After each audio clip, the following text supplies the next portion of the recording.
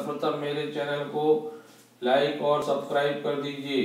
दोस्तों, छोटी कंपनियों में भी ग्रोथ की संभावना रहती है। तो एक केमिकल सेक्टर की कंपनी है का मार्केट कैप 1360 करोड़ का है और फेस वैल्यू 2 रुपए की है। रिटर्न ऑन इक्विटी 20.23 है और प्राइस बुक वैल्यू 7.40 है। प्राइस इक्विटी रेशो 36.56 है और स्मॉल कैप सेगमेंट में आती है। स्पेशली केमिकल बनाती है। ग्रुप बी की कंपनी है। 52 वीक का 146 है। लो 30 रुपए 20 पैसे। फाइनोटेक्स एक मल्टीनेशनल कंपनी है और ये textile, construction, water treatment, fertilizer, leather and pen industry के लिए केमिकल बनाती है। मैन्युफैक्चरर और provide entire range of product such as retreatment process, dyeing process, printing process or finishing process for the textile processing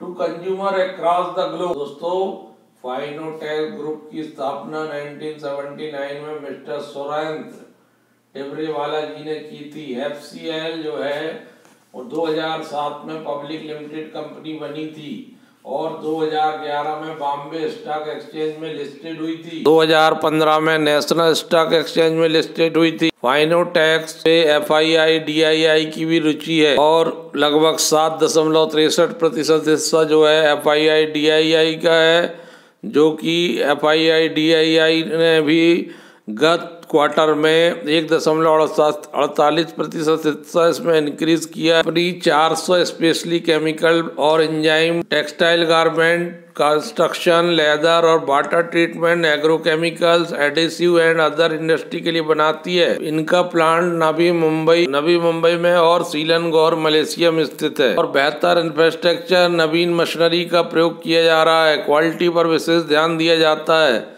40 साल का establishment हो चुका है और इनकी production capacity 43,000 metric ton per annum के आसपास है। सर्टिफाइड कंपनी है। कंपनी के मुख्य प्रोडक्ट की बात करें तो कंपनी टेक्सटाइल केमिकल बनाती है, स्पेशली केमिकल बनाती है, पब्लिक हेल्थ केमिकल बनाती है, ऑयल गैस बनाती है, क्लीनिंग एंड हाइजीन के लिए बनाती है। टेक्सटाइल के काम आते हैं इनके केमिकल। स्पेशली केमिकल भी बनाती है, ये पब्लिक हेल्थ के लिए भी बनाती है, ऑयल एंड गैस में काम करती है, क्लीनिंग एंड हाइजीन के लिए जो घरों में यूज होते हैं वो भी ये कंपनी बना। कंप्यूटर साफ करना हो, क्लीनिंग करने या फर्श साफ करना हो, ताकि आप बर्तन साफ करने के लिए बर्तन साफ करना हो, दीवार साफ करनी हो, फ्लोर साफ करना हो, टॉयलेट साफ करना हो, bathroom cleaner, sanitizing tablet, surface detergent, hand sanitizer, gel और लिक्विड दोनों बनाती है। कंपनी हाई मैनेजमेंट एफिशिएंसी वाली है और रिटर्न ऑन इक्विटी 17.65 है इसका।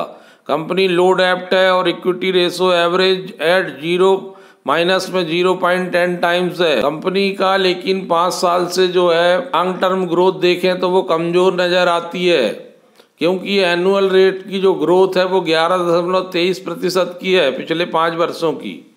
लेकिन कंपनी पिछले 5 कंस्ट्रक्टिव क्वार्टर से पॉजिटिव रिजल्ट दे रही है। इस हिसाब से लगभग 1.25 साल व्यतीत हो चुका है, तो अच्छा रिजल्ट लगातार 5 क्वार्टर से चल रहा है। इस बात को ध्यान में रखकर इसका विश्लेषण करने के लिए चुना गया है। इस तिमाही सितंबर 2021 का प्रॉफिट आफ्टर टैक्स 1112 करोड़ आया है, जो 12.85% क्वार्टर टू क्वार्टर बढ़ा है और ईयर टू ईयर 1.2% बढ़ा है।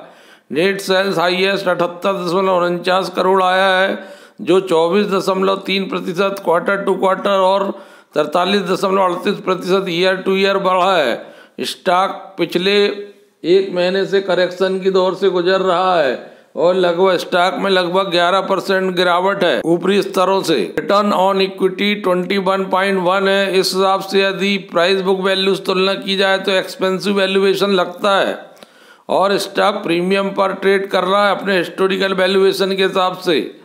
इसने पिछले साल 295% का रिटर्न दिया है, जो कि जबकि इसका प्रॉफिट 100% बढ़ा, तो PEG रेशो 0.3 है। होल्डिंग पैटर्न की बात करें तो 64.82% हिस्सा प्रोमोटर के पास है, 1.48 FII, 6.15 DII, 27.55 पब्लिक के पास है।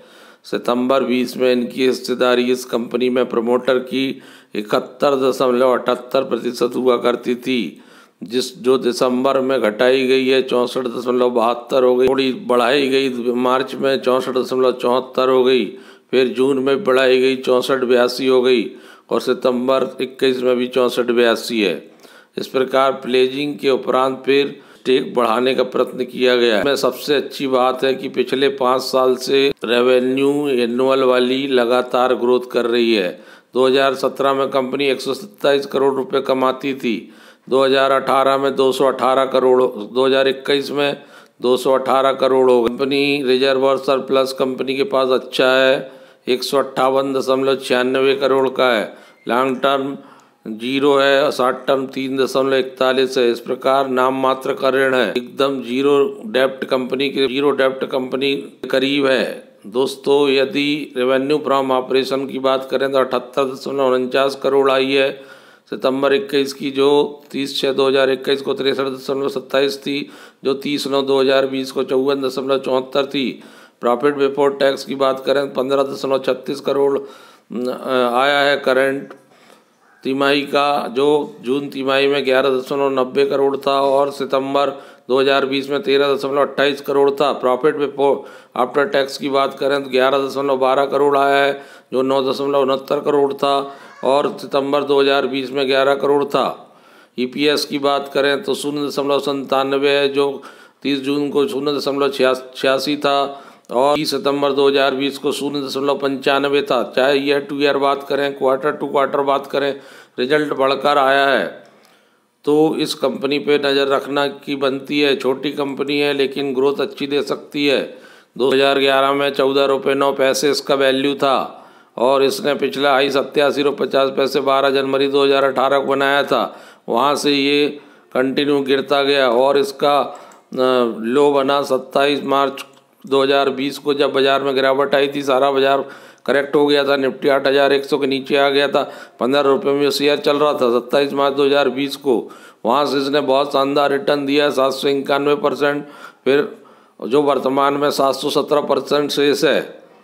मैक्सिमम रिटर्न कंपनी का 770% है और 5 साल का रिटर्न 256% है, 1 साल का रिटर्न 294% है, 6 माह का रिटर्न 55% है और 1 माह से कंसोलिडेशन के दौर से गुजर रहा है। तो इस कंपनी पर नज़र रखने की बनती है। अब कंपनी ने कॉर्पोरेट एक्शन में 1:1 के हिसाब से बोनस शेयर भी दिया है 12 फरवरी 2015 को और लिस्टिंग डेट 11/3/2011 और 2011 से लेकर 2021 तक लगातार डिविडेंड देखने को मिलता है कंपनी की ओर से। तो दोस्तों, आप इस कंपनी पर नज़र रखिए। धन्यवाद।